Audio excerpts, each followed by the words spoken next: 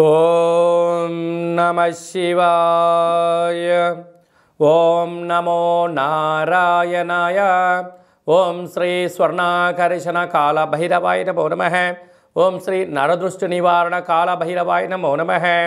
ఓం కాళకాలాయ విద్మహే కాళాతీతాయ ధీమహి తన్నో శ్రీ స్వర్ణాకర్షణ కాల భైరవ ప్రచోదయాతు.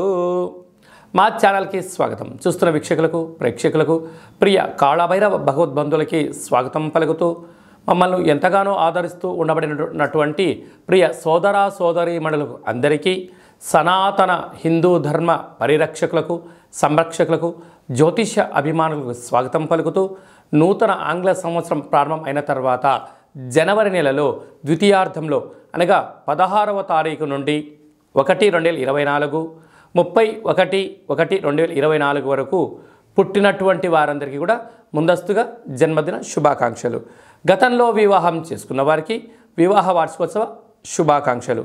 ఆ యొక్క నరదృష్టి నివారణ కాళభైరవ స్వామి యొక్క ఆశీస్సులు అందరిపైన ఉండాలని, ఒక్కొక్క మాసంలో ఒక్కొక్క కాళభైరవుడు ఉంటాడు కనుక ఈ యొక్క పుష్యమాసంలో శుక్లపక్ష అష్టమి పూర్ణిమ సందర్భంగా శ్రీ క్షేత్రపాలక కాళభైరవ స్వామి వారి యొక్క ఆశీస్సులు అందరినీ చల్లగా చూడాలని, ఎవరైతే ఏ వృత్తులైతే చేస్తున్నారో విద్య, ఉద్యోగ, వ్యాపార, వ్యవసాయ, రాజకీయ, సేవా రంగాల్లో ఉండబడినటువంటి వారందరికీ కూడా సకల అష్టకష్టాలు తొలగిపోయి అష్ట ఐశ్వర్యాలను ప్రసాదించాలని శ్రీ క్షేత్రపాలక కాళభైరవ స్వామివారిని, అందరిపైన నరదృష్టి నివారణ కలగాలని నరదృష్టి నివారణ కాళభైరవ స్వామివారిని వేడుకుందాం.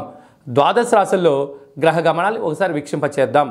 మేషరాశిలో గురు సంచార స్థితి, కన్యరాశిలో కేతు సంచార స్థితి, వృశ్చిక రాశిలో శుక్ర సంచార స్థితి, ధనస్సు రాశిలో కుజుడు మరియు బుధ సంచార స్థితి, మకర రాశిలో ఏడాది తర్వాత రవి సంచార స్థితి, కుంభరాశిలో శనేశ్వర స్వామివారు స్వక్షేత్ర సంచార స్థితి, మీనరాశిలో రాహు సంచార స్థితితో ద్వాదశ రాశుల్లో గ్రహ గమనాలు ఈ విధంగా ఉన్నాయి. 19వ తారీఖున శుక్ర భగవానుడు ధనుసు రాశిలోకి సంచార స్థితి ఈ విధంగా ఉంది. తులారాశి వారు పుష్యమాస సందర్భంగా గురువారం రోజు పునర్వసు పుష్యమీ నక్షత్ర సందర్భంగా గురు పుష్యార్క యోగాన్ని ఎలా పొందాలో ఈ వీడియోలో సవివరంగా సంపూర్ణంగా తెలుసుకుందాం. తులారాశిలో ఏ నక్షత్రాలు వస్తాయిగా చిత్తా నక్షత్రంలోని 3వ పాదం, 4వ పాదం, స్వాతి నక్షత్రంలోని 4 పాదాలు, విశాఖ నక్షత్రంలోని 1, 2, 3 పాదములు కలిపితే తులారాశి. చాలామందికి పుట్టినటువంటి కాల సమయంలో డేటా ఆఫ్ బర్త్లు లేనటువంటి కారణం వలన పేరు యొక్క మొదటి అక్షరాన్ని అనుసరిస్తూ ఆ రాశిని తెలుసుకునే ప్రయత్నం అవుతుంది. అవి ఏ అక్షరాలు ఒకసారి పరిశీలన చేద్దాం. రా, రీ, శ్రీ, రు, రే, రో, తా, తి, తు, తే అక్షరాల వారందరూ కూడా ఈ యొక్క తులారాశి జాతకులే. తులారాశి యొక్క అధిపతి శుక్రుడు. ఈ పుష్యమాసం సందర్భంగా గురువారం పూట పునర్వసు నక్షత్రం రావడం వలన గురు పుష్యార్క యోగం అంటారు.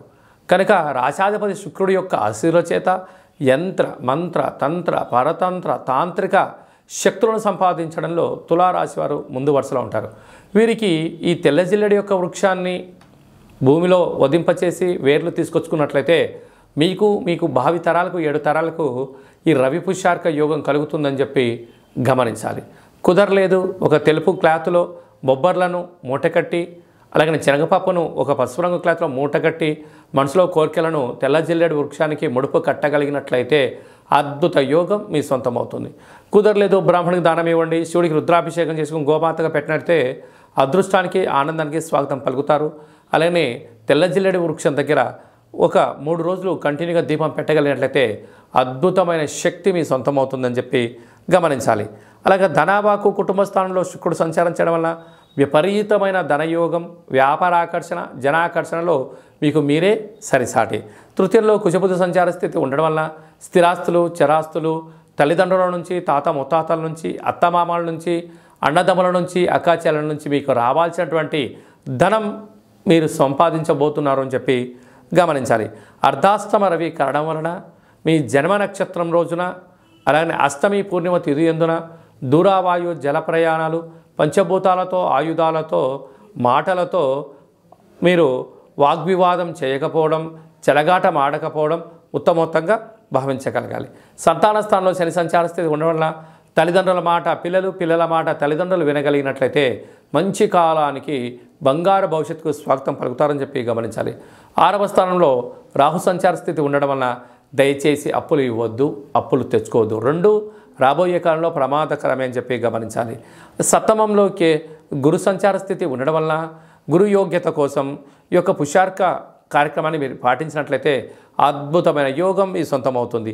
వ్యయంలో కేతు సంచార స్థితి ఉండడం వలన చిన్న చిన్న విషయాలకు ఆందోళన తగదు. ఆధ్యాత్మికత ధర్మ మార్గంలో ఉన్నట్లయితే అంతా మీ సొంతమవుతుంది. సాఫ్ట్వేర్ రంగం వారు, హార్డ్వేర్ రంగం వారు, వ్యవసాయ సోదరీమణులు, స్వయం వృత్తుల వారికి ఇది చాలా మంచి కాలము అని చెప్పి గమనించాలి.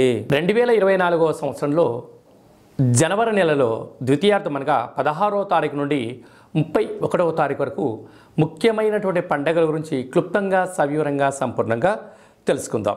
మనకు 18వ తారీఖున శుక్లపక్ష అష్టమి సందర్భంగా శ్రీ క్షేత్రపాలక కాళభైరవ స్వామివారిని, అలాగే 26వ తారీఖున పుష్యమాస పూర్ణిమ పునర్వసు నక్షత్రము పుష్యమీ నక్షత్రము రావడం వలన గురువారం రోజు పుష్యమీ నక్షత్రం రావడం వలన గురు పుష్యార్క యోగము అంటారు. అర్కము అనగా తెల్ల జిల్లేడు యొక్క వృక్షము కనుక ఆంగ్ల సంవత్సరంలో ప్రారంభ దశలో ద్వితీయార్థంలో ఉన్నాం కనుక మనమందరము కూడా తెల్ల జిల్లేడు వినాయకుడు దగ్గర శ్వేతార్క గణపతి స్వామి దగ్గర దీపాన్ని వెలిగించడం వలన ఈ సంవత్సరం అంతా కూడా సకల అష్ట కష్టాలు తొలగిపోతాయని చెప్పి గమనించాలి.